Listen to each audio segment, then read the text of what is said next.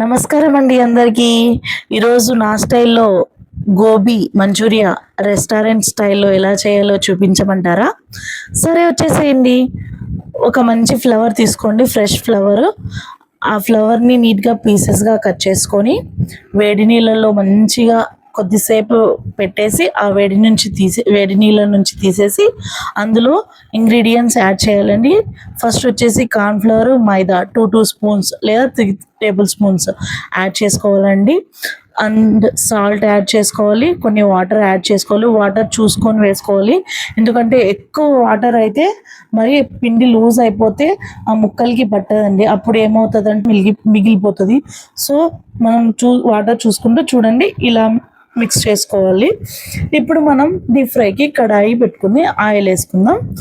Oil బాగా మంచిగా full ఫ్లేమ్లో పెడితే మంచిగా వేడిగా హాట్గా ఉన్నప్పుడు మనం ఈ పీసెస్ని అందులో వేసుకొని డీప్ ఫ్రై చేసుకోవాలండి. డీప్ ఫ్రై చేసేటప్పుడు ఇంత ఎక్కువ తీసుకొని వేయకండి, కొంచెం కొంచెం తీసుకొని వేయండి. ఎందుకంటే మనం ఎక్కువ తీసుకొని ఫ్రై చేసినప్పుడు అది మొత్తం ఒక చోటికి వెళ్ళిపోయి మొత్తం పిండి అంతా ఒక చోటుకి వెళ్ళిపోయి అతుక్కొని పోతుందండి. అలా అతుక్కోకూడదు అని అంటే మనం ఇలా చిన్నగా వేసుకోవాలి. అండ్ మనం స్ట్రైనర్ ఉంటుంది కదా, ఆ స్ట్రైనర్ తీసుకొని నీట్గా విడదీసుకోవాలండి. పీసెస్ నీట్గా విడదీసుకొని మంచిగా వేయించుకోవాలండి.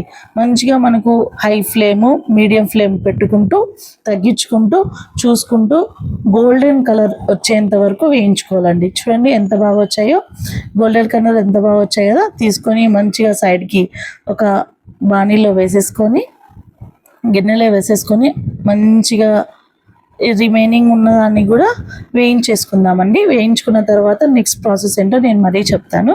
ఇక్కడ చూడండి, ఆనియన్స్, గార్లిక్, జింజర్ అండి, ఉల్లిపాయ, వెల్లుల్లి, అల్లం, ఈ 3 మనం నేను చాపర్లో చాప్ చేసుకున్నానండి. చాపర్ లేకపోయినా పర్వాలేదు, అదేం పెద్ద ప్రాబ్లం కాదు. మనం చేత్తోనే ఎంత వీలైతే అంత చిన్నగా నీట్గా కట్ చేసుకోవాలి. చూడండి ఎంత బాగా వేగిపోయాయో. ఒక మిర్చి తీసుకొని చిన్న స్లైసెస్ కట్ చేసుకోండి, అందులో యాడ్ చేసుకుంటే మనకు చాలా బాగుంటుంది. ఇప్పుడు నెక్స్ట్ మనం ఎలా చేయాలో ప్రాసెస్ చూసేద్దాం. ఈ 4 ఇంగ్రీడియంట్స్ మనకు మెయిన్ అండి. కట్ చేసుకొని దగ్గర పెట్టుకోవాలి. ఆయిల్ కడాయిలో ఒక 2 టేబుల్ స్పూన్ ఆయిల్ వేసి వేడైన తర్వాత ఆనియన్స్, మనం చాప్ చేసి పెట్టుకున్న ఆనియన్స్ వేయాలండి. ఫస్ట్ ఆనియన్స్ వేసి కొద్దిగా మంచిగా మనం ఫ్రై చేసుకోవాలి. ఫ్రై అయిన తర్వాత వెల్లుల్లి, అల్లం 2 వేసుకొని బాగా వేయించుకోవాలి. ఎలా అంటే మనం ఆనియన్స్ వచ్చేసి బేబీ పింక్ కలర్లో రావాలండి, చూసారా? అలా బాగా వేగిన తర్వాత మనం అవి వేగే టైంలో మనం కార్న్ఫ్లవర్, వాటర్ వేసుకొని ఒక కప్లో పక్కన పెట్టుకోండి.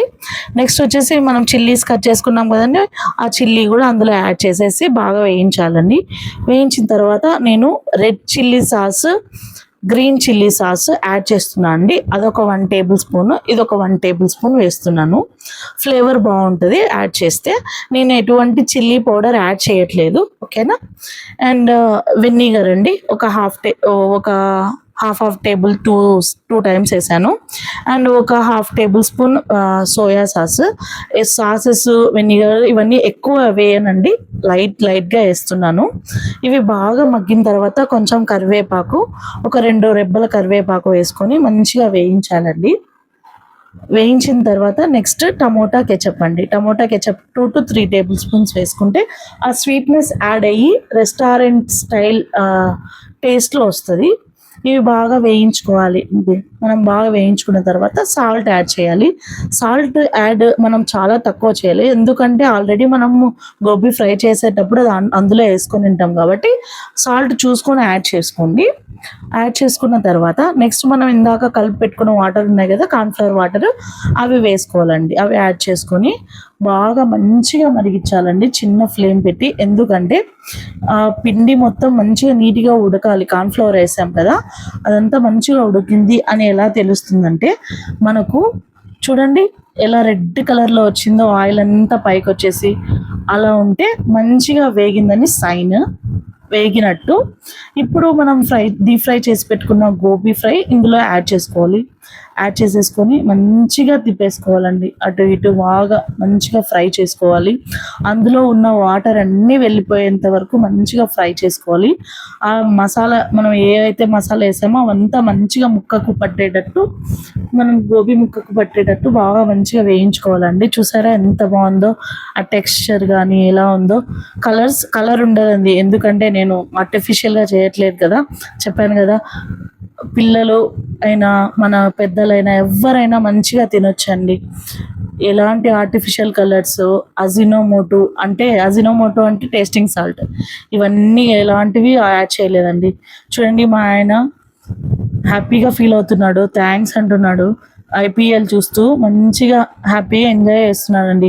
మీరు కూడా మీ ఆయన చేసి పెట్టండి, ఓకేనా? చేసి పెట్టి మీ ఆయన ఏమన్నాడో అండ్ గోబీ ఎలా వచ్చిందో టేస్ట్ చేసి నాకు కామెంట్ చేయండి. థ్యాంక్స్ అండి.